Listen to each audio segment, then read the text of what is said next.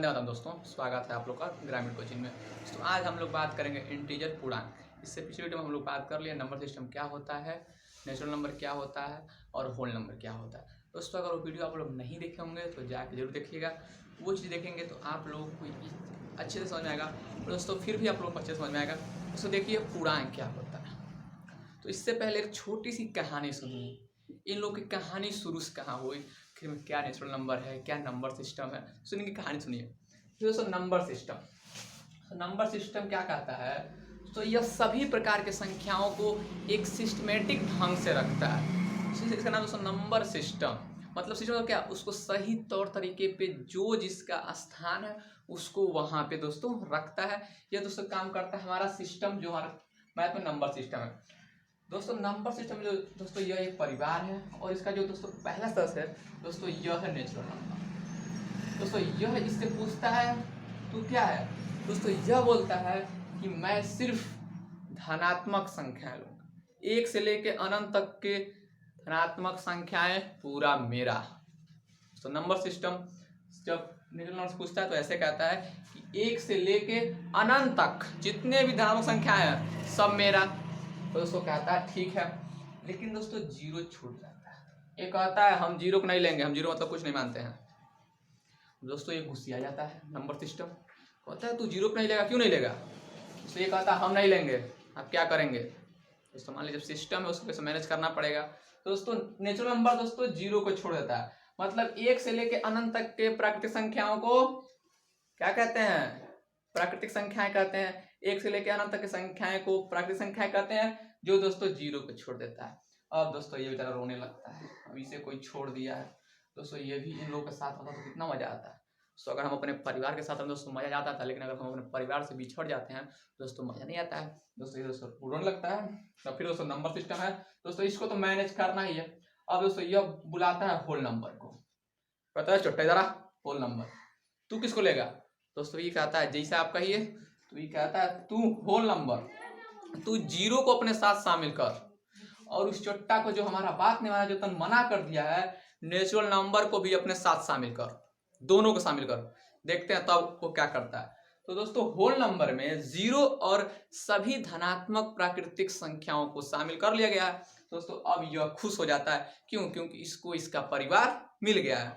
दोस्तों इसका परिवार मिल गया। लेकिन दोस्तों ये भी एक गलती करता है, ये दोस्तों कहता है हम ऋणात्मक संख्या को नहीं लेंगे।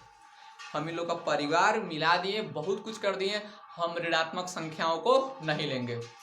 चल कहता है ठीक है चल तू मत ले। तो दोस्तों देखिए यह क्या किया, पहला नेचुरल नंबर जो जीरो को छोड़ दिया था वह दोस्तों होल नंबर जीरो को ले लिया। तो जब जीरो और प्राकृतिक संख्याओं को एक साथ परिवार में कौन मिलाया, होल नंबर, पूर्ण संख्या।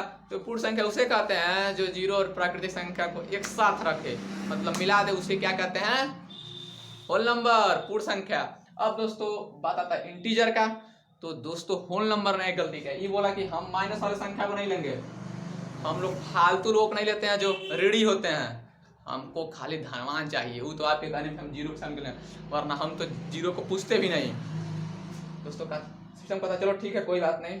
तब दोस्तों यह इंटीजर को बुलाता है, ये कहता सुन चुट्टा, तुमको धनात्मक संख्या भी लेना है, ऋणात्मक संख्या भी लेना है, और तेरे को जीरो भी लेना है। सोचिए दोस्तों, धनात्मक संख्या, ऋणात्मक संख्या और इसको जीरो को भी शामिल करना है। अब दोस्तों कितना दोस्तों ये बहुत बड़ा है, तो इसके बाद दोस्तों यह मान लेता है। तो देखिए दोस्तों इंटीजर मतलब पूर्णांक, पूर्णांक में क्या है, धनात्मक संख्याएं भी, ऋणात्मक संख्याएं भी और जीरो भी। तो दोस्तों यही उसका परिभाषा है दोस्तों इसी कहानी पे, कि जब हम धनात्मक तथा ऋणात्मक संख्याओं को शून्य के साथ शामिल कर लेते हैं तो वह पूर्णांक कहलाता है। तो जब हम धनात्मक संख्याओं को और ऋणात्मक संख्याओं को शून्य के साथ शामिल कर लेते हैं तो यह इंटीजर अर्थात हिंदी में बोले तो पूर्णांक संख्याएं कहलाती हैं। आप लोग को एक कहानी जरूर समझ में आया होगा, ये चुट्टा जीरो को छोड़ा तो जीरो को शामिल करने के लिए होल नंबर बना, और होल नंबर ने माइनस वाले संख्याओं को छोड़ा तो निगेटिव नंबर को शामिल करने के लिए इंटीजर बन गया। दोस्तों ऐसे ही कहानी चलती रहती है। दोस्तों आप समझ गए इंटीजर क्या है, धनात्मक तथा ऋणात्मक संख्याओं के जीरो के साथ शामिल करते हैं तो वह पूर्णांक कहलाता है। इंग्लिश में बोल सकते हैं the combination of positive number and negative number with zero are called integer. दोस्तों यही देख दोस्तों पूर्णांक का डेफिनेशन होता है। धनात्मक तथा ऋणात्मक संख्या को जब शून्य के साथ शामिल करते हैं या संग्रह ही पूर्णांक कहलाता है। देखिए -1 -3 0 मत भूलिएगा और 1 to 100 तक मतलब इनफाइनाइट। दोस्तों यह क्या किया, यह दोस्तों तीनों को शामिल किया और छोटा सा छोड़ते थे। नेचुरल नंबर 0 को छोड़ा, होल नंबर निगेटिव को छोड़ा और इंटीजर उन तीनों को एक साथ कहा। आओ अब मजा आएगा। दोस्तों इसको हम जेड से दिखाते हैं, याद रखिएगा। नेचुरल नंबर को एन से दिखाते हैं, होल नंबर को डब्ल्यू से।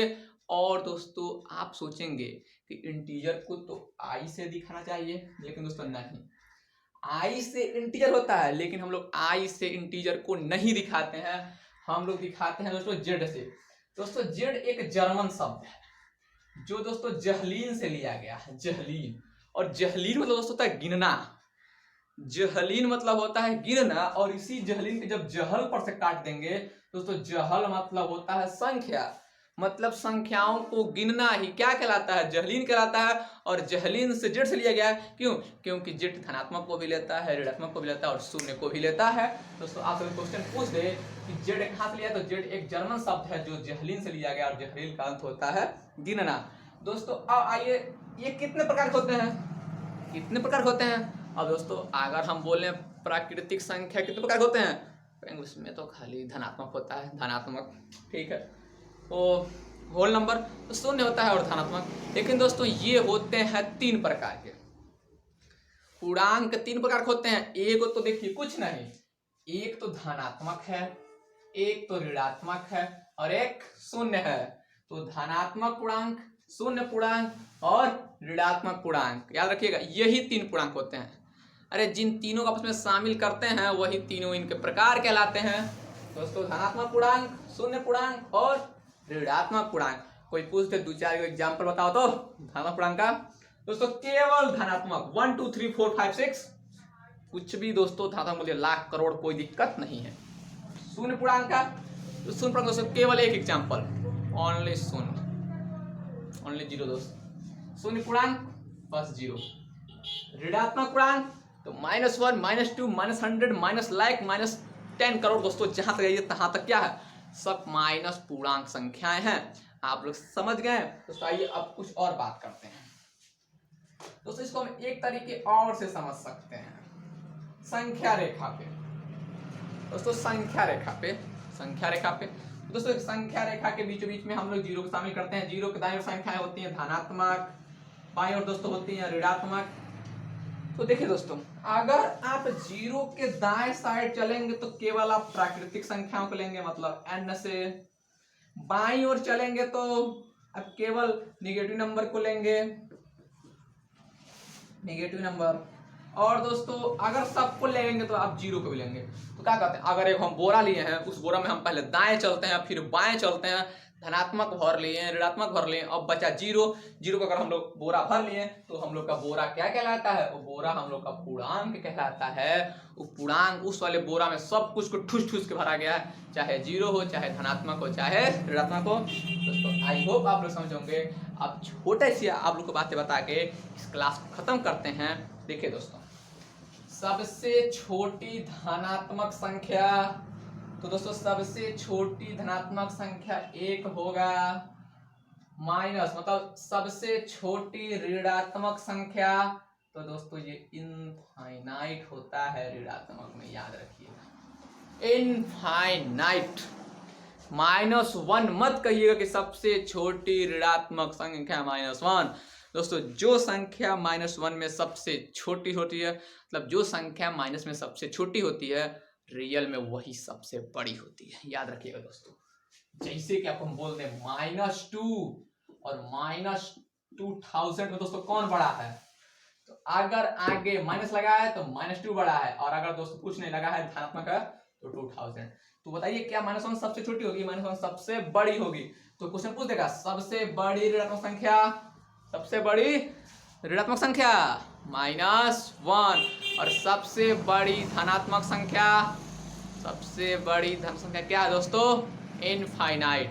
तो देखिए सबसे बड़ी धनात्मक संख्या और सबसे छोटी ऋणात्मक संख्या इनफाइनाइट ही होता है। इनफाइनाइट प्लस के केस में धनात्मक, माइनस के केस में दोस्तों ऋणात्मक होता है। आई होप यह वीडियो आप लोग अच्छे से समझ गए होंगे कि पूर्णांक किसे कहते हैं। आते एक बार रिवाइज कर देते हैं। ये सबका दादा है नंबर सिस्टम, और यही सबको व्यवस्थित करता है। नेचुरल को बोला, ये बोला हम खाली धनात्मक लेंगे।